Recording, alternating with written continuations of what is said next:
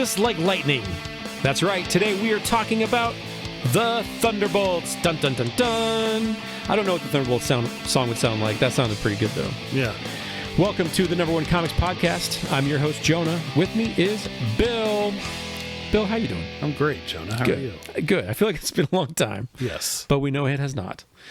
But as I said, we're talking about Thunderbolts. This is the only podcast that is dedicated to the review and discussion of first issues. And I'm so excited to tackle this one. I've always been a big Thunderbolts fan. I loved the movie when it was out a few months back, so I was really excited to do this one. Let's not waste any more time. Let's get into this. Thunderbolts was published by Marvel Comics. Cover date April of 1997. Cover price $2.99. Writer on this, Kurt Busiek, and artist is Mark Bagley. Now, did you read this back in the day when it came out? I didn't. Were you aware of it back in the day when it came out? Had you heard of it? Vaguely. Okay. Yes. What were you doing in April of 1997? Well, I guess this probably would have been February of 1997 is when it maybe hit the stands. This was right around the time I was starting to get burnt out with comics. Okay. The Onslaught event had just happened not too long ago. I think the Clone Saga of Spider-Man was still in full swing, no pun intended. It was kind of around that time. Yeah, probably around that time I started getting out of them. Yeah. I was not super big into comics at this time either. I was on the verge of getting out of it, largely because I was almost 17, 16, almost 17, learning what girls were. Yeah. I hadn't had my glow up yet, so they hadn't noticed me, but I certainly noticed them. Right. And I don't recall there really being a comic shop around me at the time that I knew about that I could easily get to. I mean, I drove. I had a license and a car. It wasn't a reliable car, so I couldn't drive very far, I don't think. But I wasn't really reading a lot of comics at this time because of a number of different reasons. Right. So, yeah, I missed out on a lot of issues. I do remember not missing out on this, though.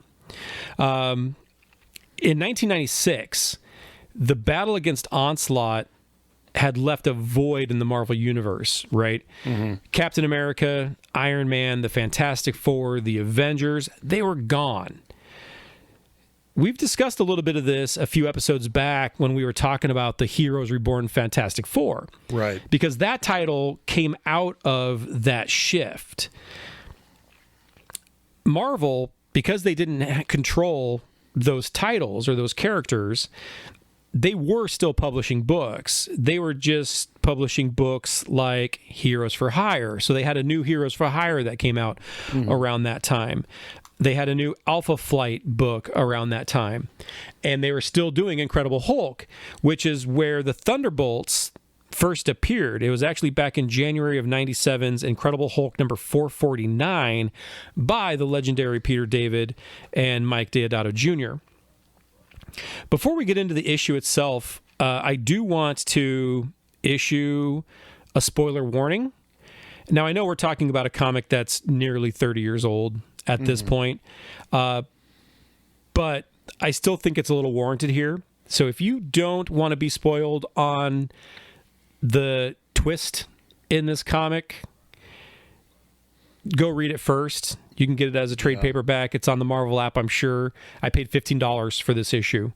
Like I said, the cover, I bought it just a couple of months ago because I had read it, but I read it back in the day, but it wasn't my copy. It was a friend's copy.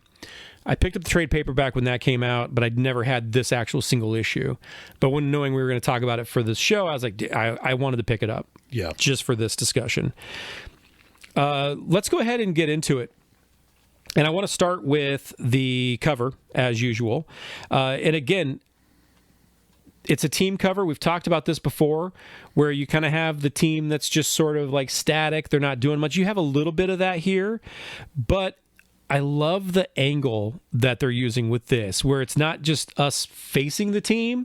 They're kind of off to the side and they're looking off panel even, as opposed to coming at us. I really like this cover because of that. What we have is we've got the team on the left-hand side, which includes Citizen V, Atlas, Mach 1, Meteorite, Songbird, and Techno. On the right side, it reads, "Discover the shocking secret behind Marvel's newest champions." And then it's indicated that it's a double-sized issue. It's got 38 pages of story that's packed into it here. So there is a lot of story to cover. But any thoughts on the cover before we get into the story itself? If I would have seen this one on the shelf, I probably would have picked it up. Just for the the little blurb alone, I would have been like, okay, what's the secret? Yeah. Like, I really want to know. I don't feel like they do this enough with comics today. I don't think they do either. I think a lot of it is more making it like a, whatever they call it, like a double-sided I'm talking like a double-sided cover where it's and if anything, with today, they'd have a variant cover that would totally spoil whatever the big secret is anyway. Probably. So, yeah, anyway, don't get me started on that stuff. Let's go ahead and dive into the issue itself. We open with a news report and images of the Avengers, including Thor, Captain America, Iron Man, and the Fantastic Four. The report catches us up on the battle against Onslaught.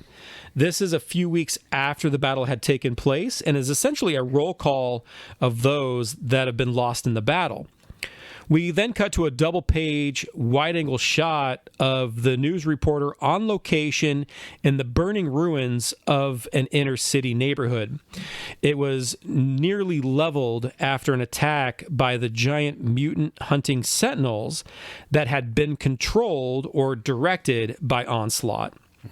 Across the street from the shadows of the ruins, there's a young girl named Hallie. She's watching the news crew.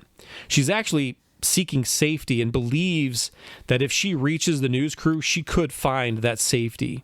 Sadly, though, she doesn't get the opportunity as hands reach out from the shadows and a gray masked man chloroforms her and she quickly falls unconscious. He then drags this passed out 15-year-old into the darkness of the shadows. On the following page, we see a glimpse of additional news reports pondering what happens now that there is no Avengers to protect the Earth from threats like the subterranean lava men, Blastar, and the Frightful Four, with more and more threats popping up every month. What heroes remain are pressed to the max. They're stretched thin. One part of the report asks, what of the supervillain battalion of criminals, the Masters of Evil? Their leader, Baron Zemo, and many of the members are still at large. One police officer interviewed claims that all that's left for protection is mutant terrorists, kids, outlaw vigilantes, and monsters. He's essentially referring to X-Men characters, the New Warriors, Daredevil, and the Hulk, for that matter. It's not usually the kind of heroes that make people feel safe. In an editing room, the intrepid reporter is asked if her report is laying it on pretty thick, and she reminds her editor that people are scared and all wondering the same thing. Who is going to save them now? Back in the rubble of the neighborhood, a group of paramilitary scavengers and looters called the Rat Pack have been hired to raid the remnants of the destroyed city. Their transport is nearly full, and the leader orders one more sweep. However, the men are interrupted by a masked man called Citizen V, and he is making a pun probably intended, a citizen's arrest. The Rat Pack believe they have the masked hero outmanned and outgunned, but Citizen V reveals he did not come alone, and he introduces them to the Thunderbolts. The Rat Pack isn't so quick to surrender. They open fire, focusing on the largest target, which is the massive hero Atlas. The weapon blasts have little effect on him. The rest of the team leap into action. We've got Mach 1 and Songbird. They blow a couple of the attackers off their feet. Citizen V takes on two at once. Atlas is ordered to take on a group of them, but Techno steps in, intervening. Techno's actions opened up Atlas to an attack from behind, and he takes a rocket launcher square to the back. Meteorite swoops in and takes the shooters out before they can reload the launcher. A news helicopter is now hovering overhead, and it catches the battle on tape. The report quickly spreads, reaching even the mayor's office. The Rat Pack leader realizes that they've lost. He remotely launches the loot-filled transport into the air. Songbird and Mach 1, both of whom have the ability of flight, they pursue it. Though Mach 1 is hit by an electrical disruptor that fries him, Songbird uses her sonic powers to put a shield of solid sound around her teammate, and this keeps him from plummeting back to the ground. It also allows his systems to reboot. Once he's back online, he fires off a volley of rockets at the attackers on the ground, blasting them with anesthetic gas. As his crew continues to fall, the number one leader of the Rat Pack plots his escape. Citizen V gets the drop on him and gives him the opportunity to surrender. The number one, though, he agrees that they're beaten. Instead of surrendering, he drops into a hole in the ground, and the other beaten Rat Pack members retreat into holes and tunnels that are all around the ruins. Too big to follow in his enlarged form, Atlas shrinks down, but an explosion collapses the tunnel entrances. While they may have escaped, the presence of the Thunderbolts is now known, and the city is under their protection. Shortly later, we cut to the Thunderbolts headquarters, which is a dilapidated shithole on the edge of one of the ravaged neighborhoods. Techno is complaining about their new digs, but Citizen V states that what matters is the mission. Mach 1 thanks his teammate Songbird for saving his life out there in the field. Meteorite observes the two walk off. She then decides to go check in on some of the others. Atlas is sitting alone in the dark. Techno's grandstanding in the his grandstanding in the field has Atlas bothered, essentially. So he's kind of sulking. Techno is in his room, where a small robot has brought him a frosty cold beverage. As Meteorite enters the quarters of Techno, the robot politely greets her and offers her a Manhattan or a banana daiquiri. Meteorite scolds Techno for even having the robot there, and then she zaps the robot into pieces.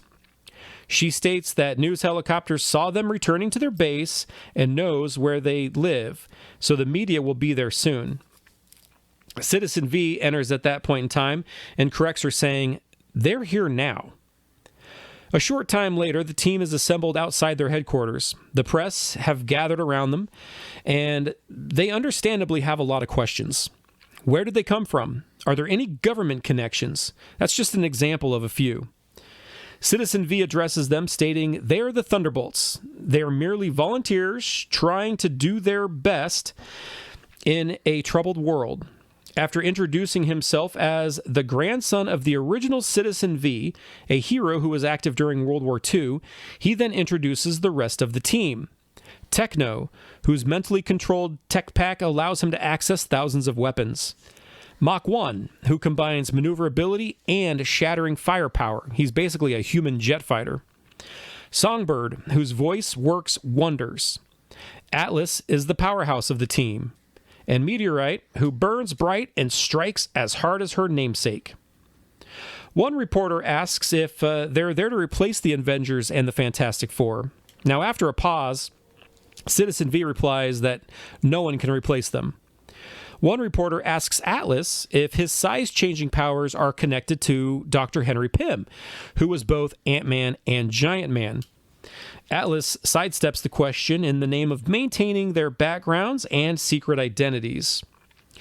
A reporter asks Meteorite why she's doing this, because she's a woman, and it's dangerous. You gotta love the 90s. Mm-hmm. A reporter asks why they're called the Thunderbolts, and not something more established like the Avengers. Citizen V reiterates that they're not trying to usurp the name or the record of the Avengers, that they're going to carve out their own reputation through their actions.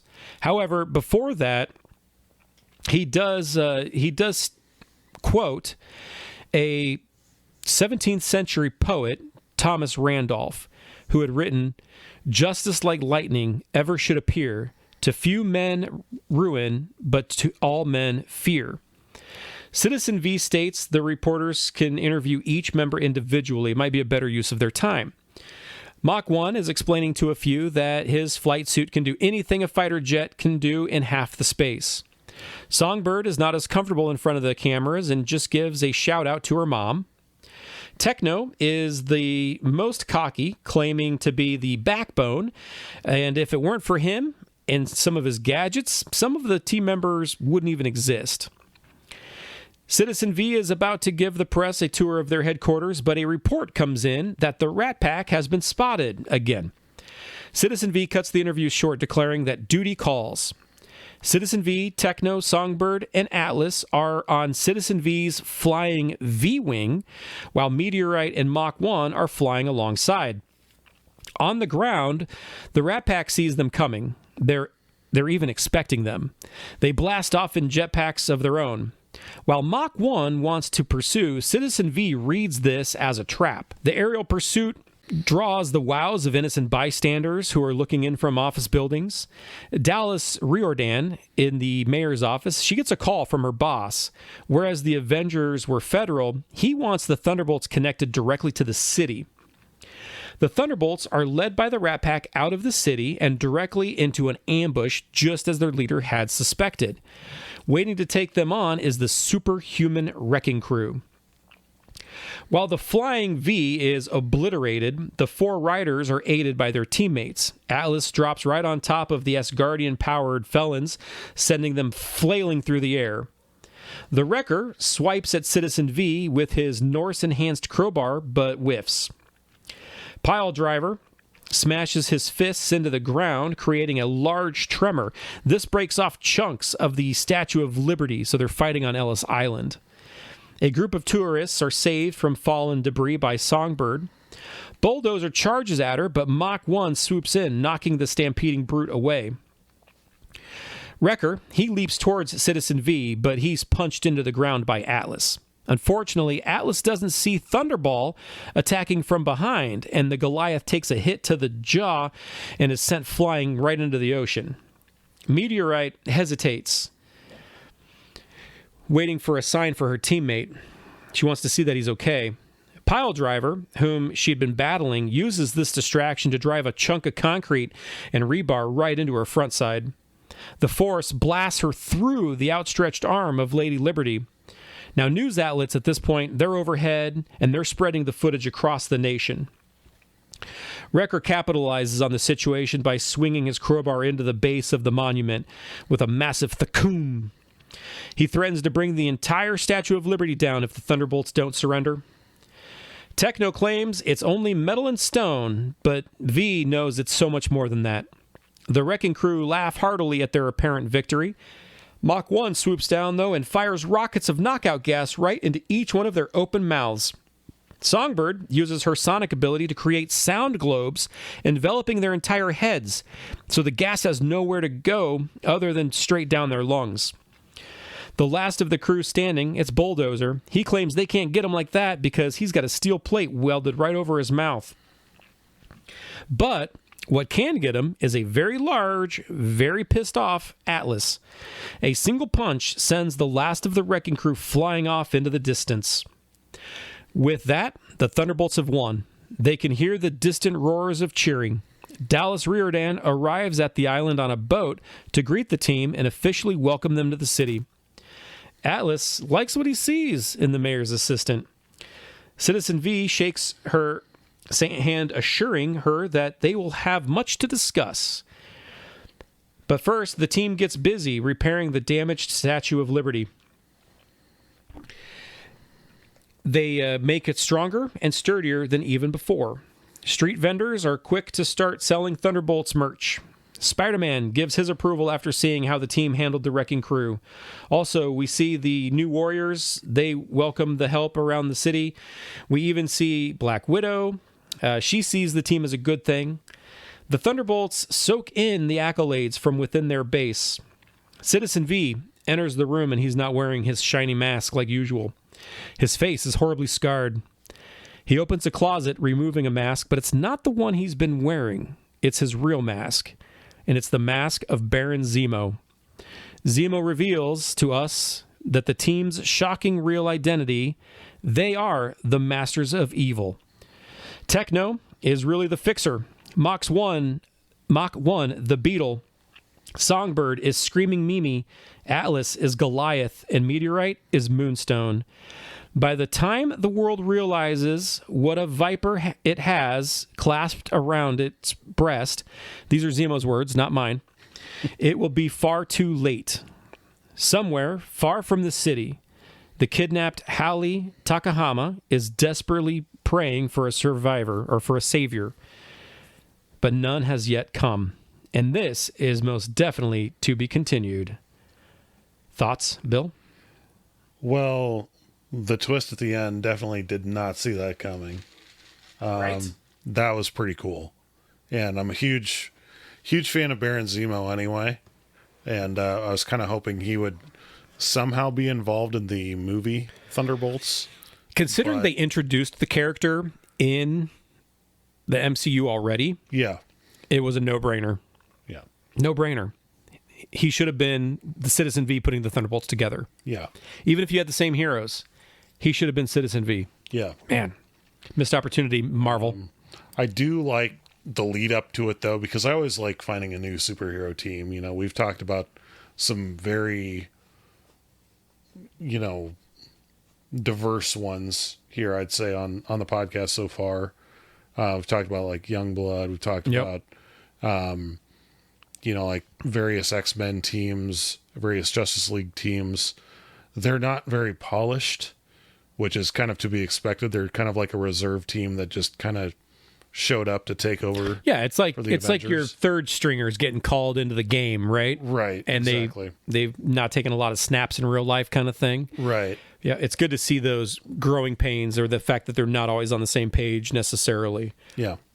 Now, can you recall many times when a comic book has had this kind of successful of a twist? And I think it's harder now than it was in 1997. Yeah. Because of the social media and the fact that everyone wants to be the first to spoil something for somebody. Yeah. Exactly. There would have been YouTube videos about this out days before it had technically hit stands, I'm sure, like Absolutely. revealing who the big secret was or what the big secret was. I remember the secret being, I remember reading this issue, and again, it was a friend's copy, and I remember reading an issue. I actually read it while I was working, and was like, oh, I did not see that. I was like floored, and then it wasn't long after when, Wizard Magazine did an article about it and had spoiled it. But again, you're talking, 30 days after versus 30 minutes after. Right. A little bit of a different situation. But yeah, I can't recall many times in a comic when I've been this shocked and surprised by a twist ending. It just doesn't happen anymore, in my opinion. This book had to have been one of Marvel's best kept secrets. Yeah. In terms of who they were, because I don't recall anyone seeing this coming from people that I talked to back in the day. Mm-hmm. I was floored when I read this as a kid. Well, they're not really like, it's not like they're adopting existing monikers. You know what I mean? Like they're not saying, oh, I'm Kid Captain America or something like that. It's Citizen V. Like he mentions his being his, which is plausible. You're like, oh yeah, it makes sense. Okay, like, sure. oh, okay. Well, we haven't seen that guy in a while. Could be true. Could be true. Yeah, I'm sure someone out there was like, man, I know Citizen V's grandson, and this ain't him. But right, we didn't. I don't know if it ever got to that or not. Right. And there were little subtle hints kind of throughout, like Techno being cut off by Citizen V when they encounter the Wrecking Crew. There's something where he says, he's like, we can't fight these guys there. And I think he was going to be like, they're our friends kind of thing. Mm-hmm. I think is where he was going with that. Yeah. But at the time you read it as like, these guys are going to kick our ass. But I think he was going in a different direction there. And then also, Atlas during the interview segment, like he almost kind of slipped, I think, at one point. But the reveal overall, I think, really worked. Yeah. It was almost deflating because I really, even in the course of this one issue, came to like these characters. I did too. Because they're all fleshed out pretty well. Yeah. You know, you got Songbird, who's kind of the more meek and timid, not as comfortable in the spotlight. You've got Atlas, who's very kind of like brooding and self-reflective. You've got the egotistical Techno. I mean, this is like after one issue, and you can't say that about a lot of especially new characters or people that we're perceiving as new characters when they're introduced. Like a lot of them are either cardboard cutouts or they are simply archetypes of other existing characters. And I didn't feel that with any of these, really. Well, it reminds me a lot of when we covered Wildcats, issued 1. What they did really well in that comic and what they do really well in this one is it's a brand new team. You've never seen them before, but you get invested in them with even just the little bit of, exposition you've gotten for the characters. Yep, agreed, 100%. And I think it's probably difficult to do in terms of, especially when you've got, what did I say, like 48 pages here to do it, but usually you only have like 22 pages to do that in. The character designs, I think, are fantastic. Oh, yeah. I love Citizen V's uniform. Mach 1 looks dope. I love the character designs. The pace and dialogue is very reminiscent of the era, but in a good way. And in fact, it's something that I miss in a lot of comics today. Yeah. If this same issue were to come out today, this single issue would have been broken into like 4 different parts. And it wouldn't have been until like the end of the 4th issue that we would have gotten the big reveal. It's so, it's typically so decompressed. It's gotten better. I will say that. And one reason I think it's gotten better is because Marvel now, in particular, has a habit of axing issues after like 5 issues. So it's not really like everything's written in like a 6-issue story arcs like it used to be. Yeah. Really, someone's got like 5 issues to tell their story or they might get shit canned. Most titles that I see nowadays are getting canceled around 10. So they're talking like two 5-issue stories. So it's not as decompressed as it was even, say, 20 years ago. Right. But I do miss what we had back in that day. The art, I think, is really good. Now, this is Bagley art, and I mean, he's like he's like one of the best Spider-Man artists around. The art is excellent. The action sequences in particular are really good. They're well choreographed. They're really easy to follow. Writing my notes for this was so easy because everything was very clear and concise. Yeah. Overall, this may be one of my first issues ever that we've covered, and I think is an example of a perfect first issue. Yeah. Because if you think about it, we've got an easy jumping on point with new, quote unquote, new characters, plenty of action throughout, good character development, and an ending that had me wanting more. Yeah. Like what else can you want? Exactly. Any other thoughts on the book? And we'll talk quickly about what came next.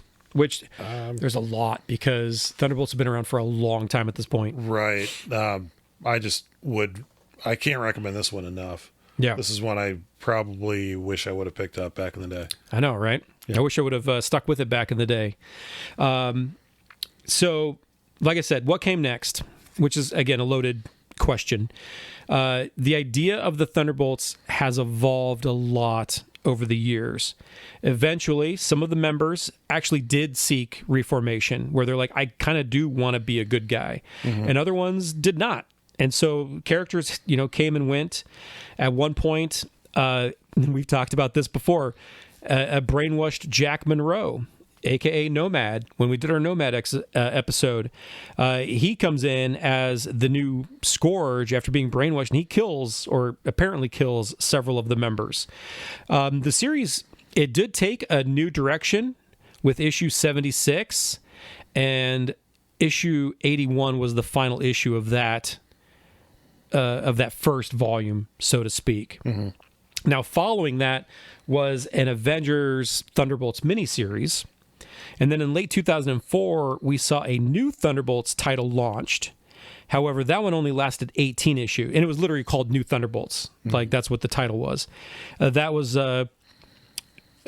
was relaunched again shortly thereafter. The new, quote-unquote new, was dropped from the title, and it resumed its original numbering at 100. Oh, okay. So if anyone's out there looking for Thunderbolts issue 82 through 99, don't bother. It doesn't exist. You'd have to get the Avengers Thunderbolts miniseries and then the new Thunderbolts run to really complete it.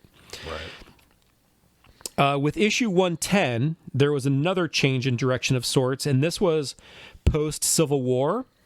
And the Thunderbolts team was, at this point, tasked with taking down unregistered superheroes. This included them taking on Jack Flag, who, again, we talked about when we did our Steve Rogers Captain America episode.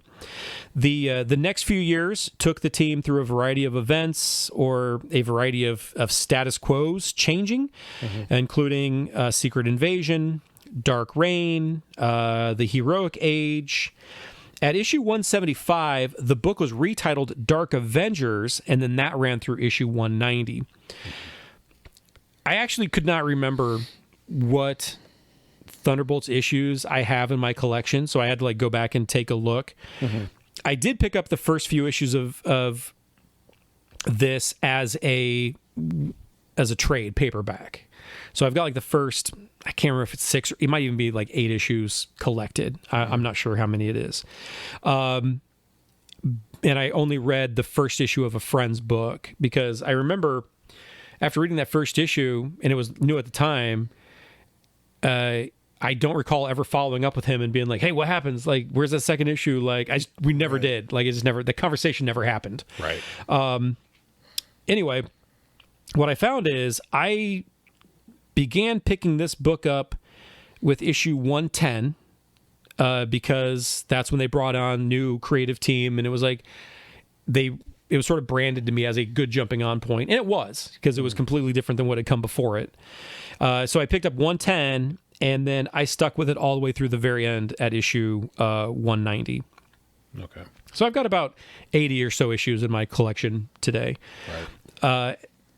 In 2012, a new Thunderbolts #1 was launched as part of the Marvel Now initiative. And I actually have the first few issues of that as well. But again, I was kind of getting out of comics around that time. I think that ran for 31 issues, and I probably only have 5 or 6. The title came back in 2016 for a 12-issue run. We also had a 5-issue run in 2022 and another short stint in 2023. Now, most recently, we were treated to a 5-issue mini as part of the One World Under Doom event called Thunderbolts Doomstrike. The name Thunderbolts has applied to so many different kinds of teams over the years. It's really awesome to go back and revisit their roots.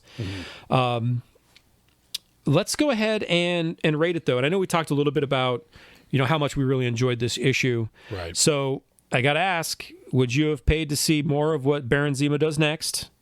Would you have at least read it to find out? Would you said, fuck it, I don't care? Or do you even regret being a part of this shit show? I would definitely buy the next one. Yes, me too. If I could go back and do it all over again, I would have bought it, and I would have probably stuck with it at least through 75 or whenever it had changed. And this very well, granted, I don't have a crystal ball, don't have a time machine, so I can't say how young me would have reacted, but this might have kept me in comics longer. Yeah, I could see that. I wished I would have picked this up at the time. And I like I said, I read it and I was awestruck by it.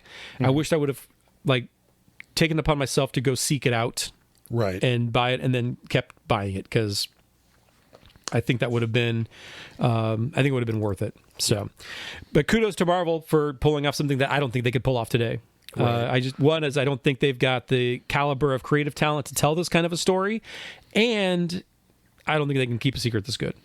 Well, look at when we talked about Captain America.